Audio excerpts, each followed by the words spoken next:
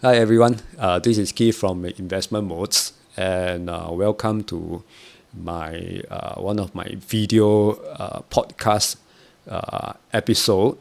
And I've been doing a few of these videos about income planning or retirement planning, right? And if you like this kind of content, together with some of the other budgeting contents or investment breakdowns that I do, then do click the like and subscribe button to support my channel. I plan to do this one more frequently now that I think I have more time and it's not mentally taxing. Okay, so let's go on to today's video. So today's video is more like exploring what we can learn from Singapore government's perpetual income strategy. And I think the genesis of this video is, I think one of my colleagues and myself, I think we independently came across this idea that we've been helping people plan for their income for a while. And I think all of us, whether we do it seriously or not, right? We are always trying to get the best idea how to come up with a sensible income strategy for our own needs. But how many of us actually thought of there's a few people like formal entities that we can learn how to plan income better. I think one that I talked about last time in terms of on my blog is to learn from university endowments.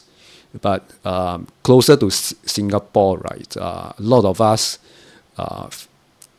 might not have. It might not be intuitive to think that. I think one of the entity that really requires their income strategy to be very sound is the Singapore government, because there are some spendings that they need. They have some income spending characteristics that they need their income strategy to be rather sound. So today we are going to explore like what is their needs, some of the characteristics, and how the government go about generating this income. And we want to see like what we can learn from their income strategy, so that we might be able to take elements of it and put in place as part of our own income strategy. Okay? So so the first thing that we need to figure out, like with all planning, is that whether it's the government or ourselves, what is the income needs. The needs will actually drive partly drive what is the strategy that is needed. And I think for the Singapore government, right, like we know that there's a whole host of spending, as you can see on the left hand side over here. So this is not all the spending. If you look through usually the Singapore budgets, there's a few master category such as social development, security, economic development, and a lot of government ministries that require budgets for spending. So in some examples here is education and health, and in order to be able to spend for a lot of our needs that I'm sure it touches your life, right? They need income, okay, and the government have a few sources of income. This is like the government has a lot of things that as individuals we wish to have. Like a lot of people some gurus will teach you that, hey, it's not good to only have one work income, but you need multiple streams of income. Well, the government does have multiple streams of income, like corporate income tax, personal income tax, and our goods and services tax, short as GST, right, forms the bulk of it. So these are like their recurring income streams. But these income streams alone, right, it might not have enough lah. And so one of the key thing income streams that the government have is this the last thing over here, income from investments. So you can look upon this as similar to you needing have some spending needs, and you need to put away money over time for your future spending in the form of some form of investments or savings to actually generate some income to fulfill your future spending needs itself. So over here you can see that these are the needs that needs to be fulfilled. Okay? So what you'll see over here is that like what are the kind of spending. So I've taken this from the Ministry of Finance, right? I think different years they will publish this analysis of revenue and expenditure. And in this table, you are able to see for each of these columns, right, a lot of different years of spending. They are actually grouped in terms of like this is social development and what are some of the sub things that they spend on. These are security, defense, and transportations, so on and so forth. Some of the major spending that you should take note of is that we spend quite a fair bit on education. Education is a big one. Defense is also a big one. Transportation is also quite a big one.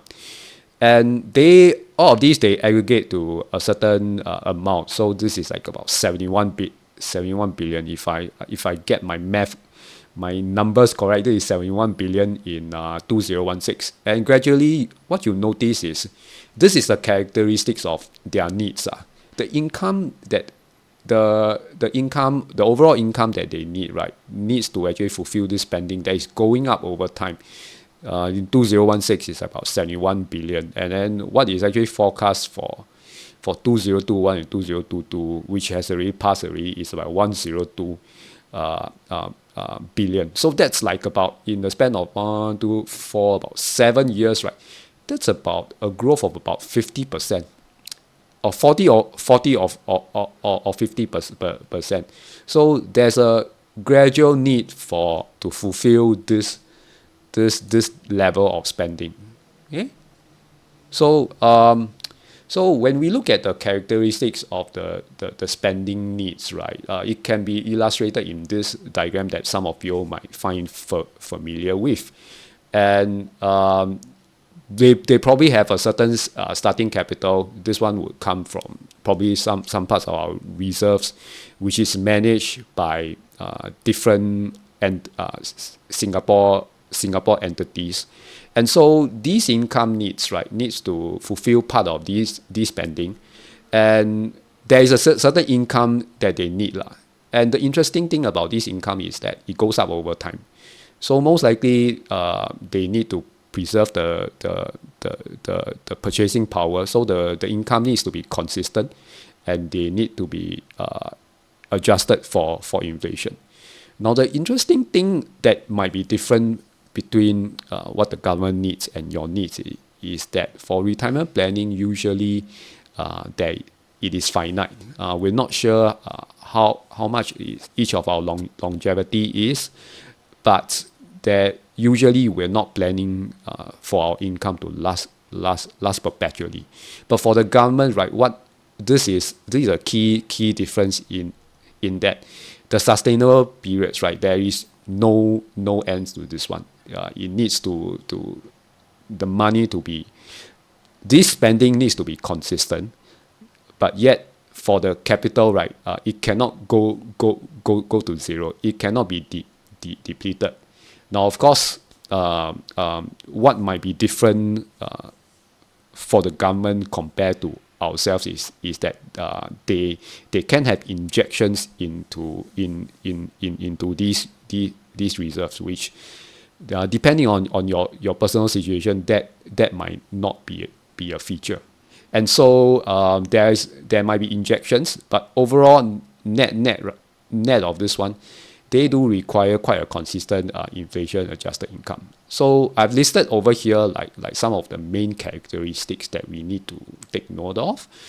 Spending is relatively inflexible. A large part of the spending, right, is actually depending on whether it's whether the spending is high or low, or whether how are the other income sources from taxes and these net amounts, right, will be fulfilled by this investment income.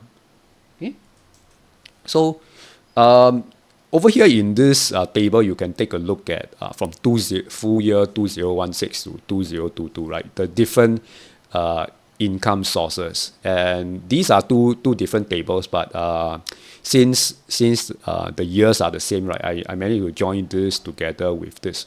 So on top, you'll be able to see from the different income sources, right? That matches the spending needs. And the bottom, right, this net investment returns, right, are over time, right, the amount of income that comes out, that is declared comes out to actually match the spending needs. So what you'll notice is that you can see this is the overall revenue, and then this is the income contribution. The income contribution starts at about 14 billion, and it goes up over time to about 21 billion. And if you look at each of the income sources, like how much these corporate income tax to actually contribute, you realize that this is quite significant. It's like even this is the net investment returns, right, is the largest even if you compare to all the income sources. So this means that this income needs, right, from the investment portfolios itself, right, is rather significant. So this growth is like about 5.7% per annum, from 14 billion to 21 billion over time. And you can see that this is always like more than the corporate income tax, which is like about which will be the second highest income source itself. Okay, so what is the government's spending strategy? Like how do they decide how much income, and then how do they do some sort of like bucketing or compartmentalizing? And this one, some of you all can look it up. How much they spend on is based on this thing called the debt net investment returns contribution, which is short is NIRC. This is an acronym that I've always gets confused with our identity card, which is NRIC. So strangely, I get this one right most of the time. Not sure why. So the income, the recurring income, right, is actually where is actually drawn from, right, is from this net investment returns contribution. 50% of it, right, if you look at the right side, up to 50% of it, right, will come from this net investment income on past reserves. So if you follow my cursor, right, this net investment income, right, is actually the actual dividends, interest, and other incomes or interest received from the loans itself on the past reserve. So this is a net amount, right, which means that it's less of the expenses that comes from managing these reserves and raising and investing. Okay. Now the other part of it, right, is about up to 50% of it comes from net investment returns, or short NIR, on the net assets managed by GIC, MAS, and Temasek.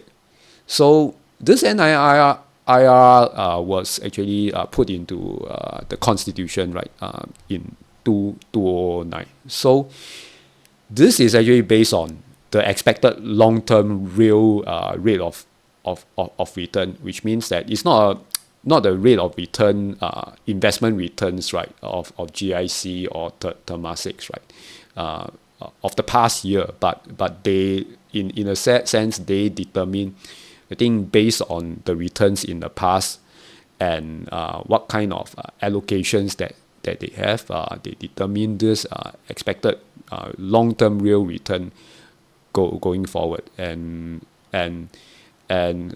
because it's a real return, it means that it factors in inflation. And what I also know is that it used to be more of I think GIC and MAS in the past. It's only Temasek is only included into this one. from in 2016 crossing over to 2017. So you can look upon this like 50% of this and 50% of this. This is their spending strategy. If you can compare this to this one would feel more like your typical dividend or interest income or investment property rental kind of strategy. And over here, right, it feels more like spending from your investment returns, but more of your long-term investment returns.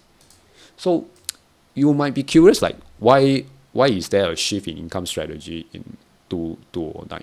I think that's a good question, but I think I try to see whether I can find any like past historical documentation about saying why there's a change, and I couldn't find much except for this DBS documents in, I think that it's like a DBS report that is in 2017 discussing about the fiscal sustainability, the need for fiscal sustainability. And over here you can see that the income needs from full year 2005 to full year 2017.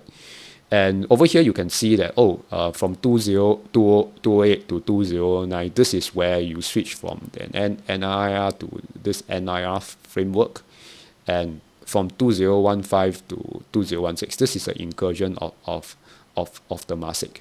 So in terms of these billions, we can go back a bit, and then you can see that these are the income needs from 2016, about 14 billion, and 2020 maybe 2028 is about 14-16 billion, right? And then we go back over here to take a look, right? It's about 14 billion. So what we see is that perhaps the needs have gone up, like the spending needs of Singapore have gone up over time, such that in the past the interest contributions, right, from the net net investment income on past reserve, right, is enough. Like over here, this is enough to fulfill our Singapore's needs. But over time, they realize that maybe the budget has to be increased to a certain degree, and so they have to shift their spending strategy to include also investment returns, long-term investment returns from other sources itself. So this is something to think about in that I think managing a country is different. It's quite complex in that there is it's quite difficult. How many years can we plan forward plan our spending? Can we envision our spending to be, and do they foresee this increase in spending needs long time ago, such that they include this? I would like to think that they did think about this, like the range of spending that has to take place, like in some of these situations, if the spending needs to go up, where does it come from? And so at a certain juncture, maybe over here, right, they decided that okay, it's like no choice, we have to modify this a bit. Okay, so one question that I wish to tackle is whether we know that, I think the partly 50% of it comes from the the expected long-term returns from the GIC, MAS, and Temasek. But does this income needs actually drive GIC's and Temasek's investment strategy itself? So if we take a look at what is actually put out from GIC and Temasek, right, we will have a certain idea like how much this needs, right, actually drive them. So GIC and Temasek, publish publicly, right, how they manage their investment portfolios. And over here, this is taken from the GIC report. So we can see clearly that GIC's mandate is to preserve and enhance the international purchasing power of the reserve under our management over the long term. So we can see that their time horizon of how they think about this is long term, and making sure that the capital inside there can provide for not just income, but that the income needs has to change with how the inflation is. And so over here they say a 20-year real return of the GIC portfolio stands at 4.6% this year. So this means that this amount, 4.6% a year, is actually adjusted for inflation already. So if inflation for Singapore tends to be around 1% or 2% for the past 20 years, so the actual nominal returns for this one would be higher. So what we can learn from this is, yes, I would like to believe that income is one of the things that drives their investments, but more so, it's not the only thing that drives it. We can take a look at the GIC's portfolios, right? And over here in this pie chart, you can see the percentage of what kind of things that they have. And by putting out this pie chart in this way, right, this lists down the different kind of asset classes or sub-asset classes, how they look at their portfolios, and it's very much similar to a very diversified portfolios where there is cash for liquidity, but mainly is different regions of equities, whether it's developed markets, emerging markets, and real estate and private equity. These are different kind of asset class. These two equities, they are similar as asset class, but broken down into two major regions itself. So by looking at this way of communicating, right, it shows that the income needs is not so much tied to their investment decisions itself. If we look at how they actually articulate, like how do they derive some of the strategies, right?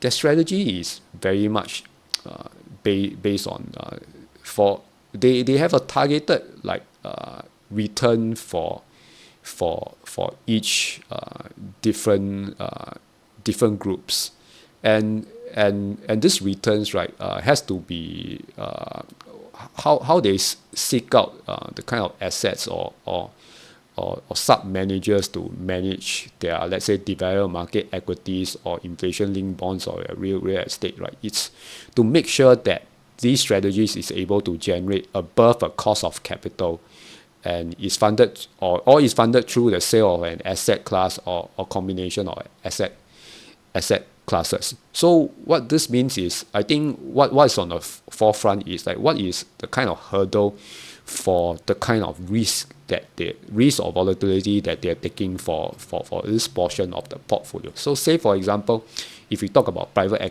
equity, right, there's probably is known that there is a certain degree of risk that comes with this one. There's a certain illiquidity premium to it. So what's a sensible cost of capital, like a hurdle rate to this? And this is not like how much they can borrow, like whether the interest rate is like 2% or 5.6%. But given that kind of risk, right, like what's the ideal hurdle rate? Should it be 15% or 20% or something? So this is what is actually transmitted down as a requirements to those people who would like to actually manage investments, or to pitch their investments to the GIC itself. So it's what we can take away from this one is very investments focused, very investments and risk focused, less on income needs itself. Now, if we look at Temasek's investment strategy, right, it's something similar to the last slide, it itself, right. So the difference between, I think, Temasek and GIC is that GIC is managing more of our reserves or the investments that is outside of Singapore, whereas Temasek's part of the portfolios is Singapore-based investments. And a lot of our Temasek linked companies you guys will be familiar with will be under Temasek's portfolio itself. So I highlighted certain key points, but the general idea is pretty similar to how the GIC look at it, which is a bottom-up intrinsic value analysis with a certain expected returns evaluate against a risk-adjusted cost of capital. So Temasek is actually clearer, which is what I explained just now. For equities, there should be a certain hurdle rate to it that is higher, perhaps closer to what MSCI World is able to achieve. Like, what's the long-term expected returns for the MSCI World? I'm not saying they're using that, but that should give you a certain examples. They look at a lot of this investment in terms of like what is the kind of risk premium that you can earn. There's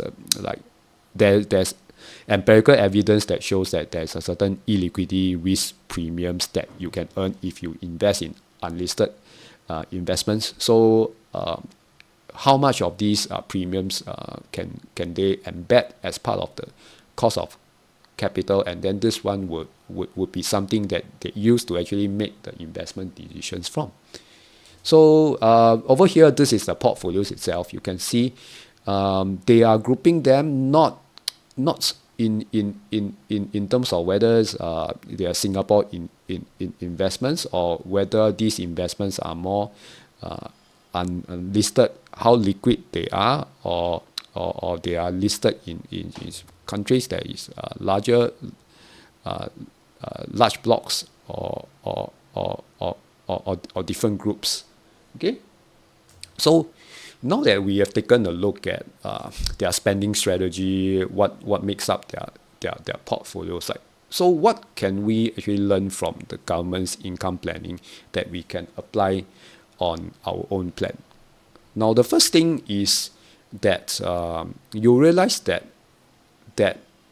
they have a certain spending strategy based on 50 that NRIC model itself.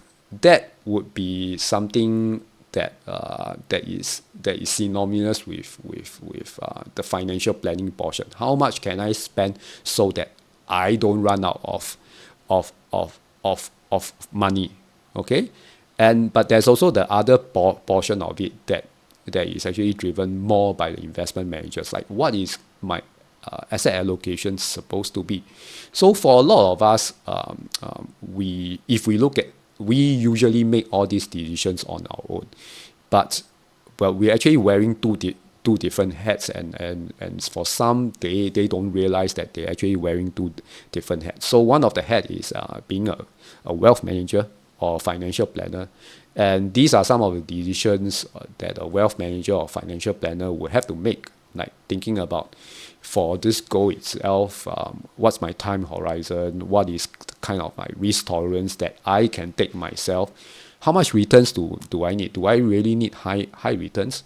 So if you're wearing that hat, those are the things that you think about. And if it's a question of like, how do you actually get the returns, right? That will be you wearing the hat as an investment manager. It's like, what kind of volatility and drawdown constraints am I limited to? What are some of the sound investment strategies that is available to me that I can implement to get the returns that I need over the long term? So this is something, if you look at how they set up, right? This is what we've gone through. They have a certain income strategy over this, and the investment, you can look at it as an investment manager.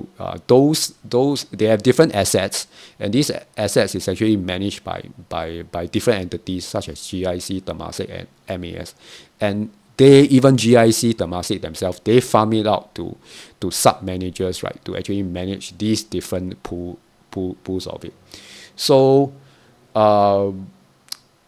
in a certain way, their spending strategy is based on this NIRC. 50% of it is based on investment returns. 50% of it is based on the income strategy itself. And so they have their reasons why they decided on these strategies. And this is the strategy that they deem that is, I think, conservative enough so that their income can last for a long time. I think their preference is for this income to sustain on a perpetual basis. So in a similar fashion, right, you can frame the same things as how the government runs it. So same situation over here. If we talk about your spending strategies, right, some of you will have a preference about spending only the interest income or interest and income. So this could be a dividend strategy, or dividend strategies mixed with having safe liquid plans such as endowment plans and all that. And how do you derive a consistent income from this dividend income that has a lot of reinvestment risk, a lot of inconsistency there? You probably have to refine that strategy on its own. It could also be based on whether it's a safe withdrawal rate strategies, which you will see over here. I'll link to the video over here. This is something that I introduced to readers that I felt that it's something worthwhile for you to take note of. Or it could be a certain strategy such as a bucketing strategy, which is what we recommend to clients at work at Provident through our Retire Well strategy itself. So this is the financial planner looking at what is the income characteristics. These will be the strategies, how they look at spending down. How these spending strategy can be quite independent from your investment strategies, because your investment strategies, right, is to generate a certain return with a certain volatility profile. So of course, depending on your preference, you might want to manage your own individual stock portfolio. You might your preference, you have a high affinity towards investment properties, and you have the capital to actually do that, and so that will form part of your strategies.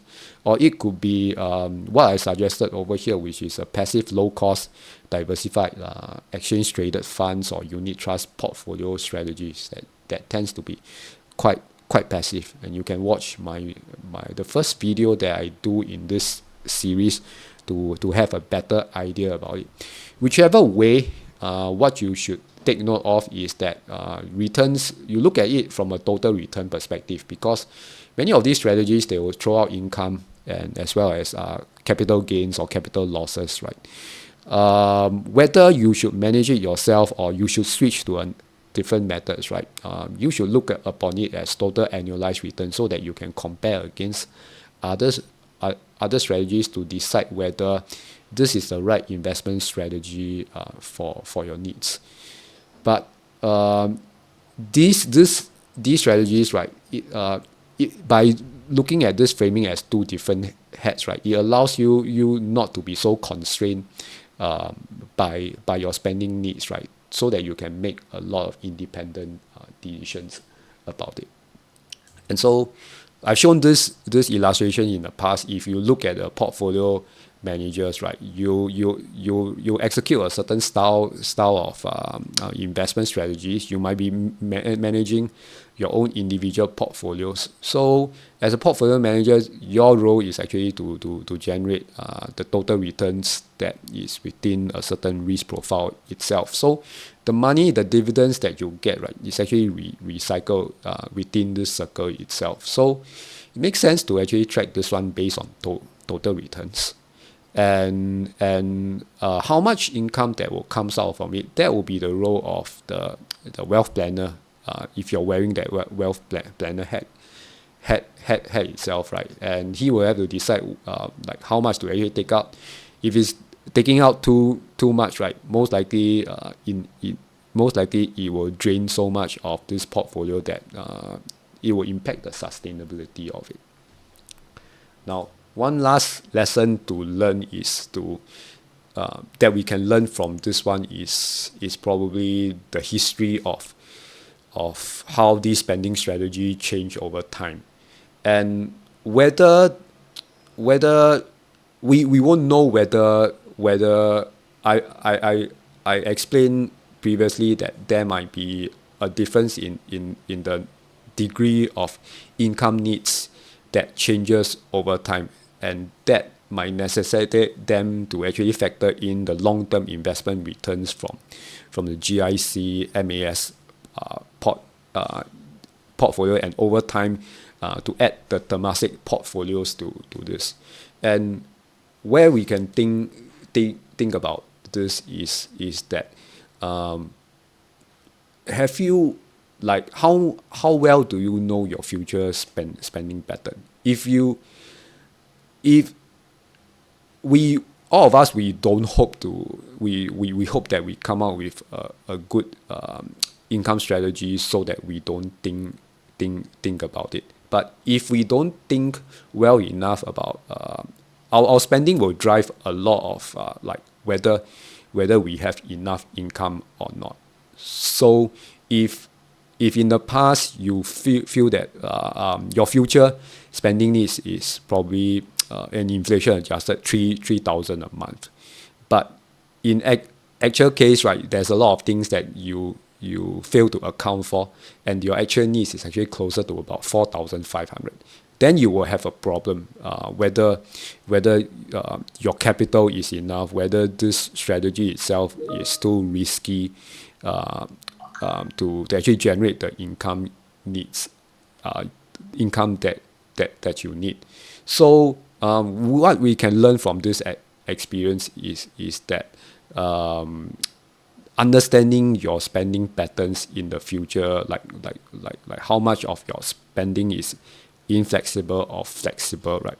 It's quite critical, and you might not want to be in the same situation somewhere into it that you need to actually change your income system itself because to actually fit the needs. Now, one last thing that I didn't put in slide form is that if we look at some of the past like investment mandate, right, you will realize that what drives their investment strategies is more from keeping up with the purchasing power, yes, but more of it they're looking from a total returns perspective, which means that they're not putting into these things because they need the income. In order for it to be sustainable, right? What kind of allocations? There is more thought process into it, and so this is something that we can learn from in that we should have a more holistic process instead of just looking at it from generating income perspective. Because if you need your money to last long, some people have this wish for the income to last for a long time, so that their next generation or next generation can enjoy the wealth. And how do you ensure that this wealth can last a lot of generations? I think we can learn a fair bit from the government's asset allocation. They tend to be very diversified, and as you see over here, you can see that the mix is very diversified. And for a lot of us, a typical questions that I get a lot is that is investing in just the S&P 500 better because the returns are very high, or how does it compare to properties, like owning individual properties or real estate investment trusts? When you look at these allocations, right, most likely it's very diversified, which means that it's not the returns and the volatility of all of these different sub asset class or sub regions, right, would be different.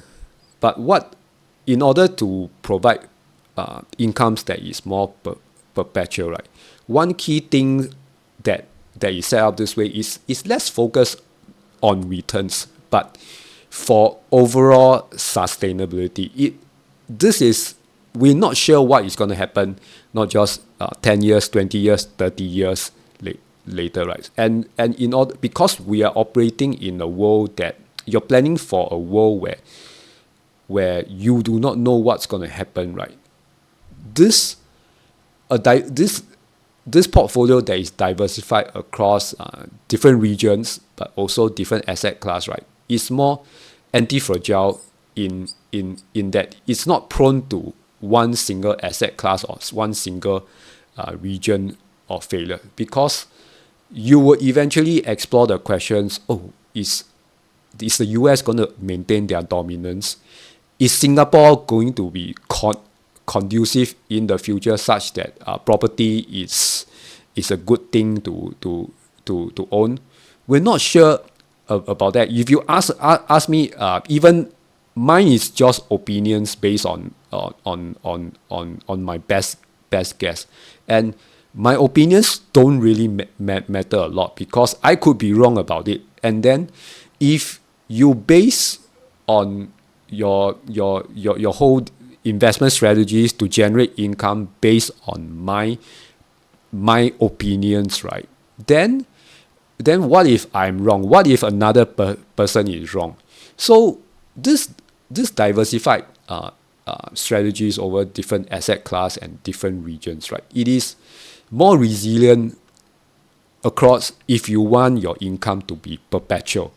Because I'm not going to be sure whether the returns for developed markets, right, is going to be similar to the past 50 years.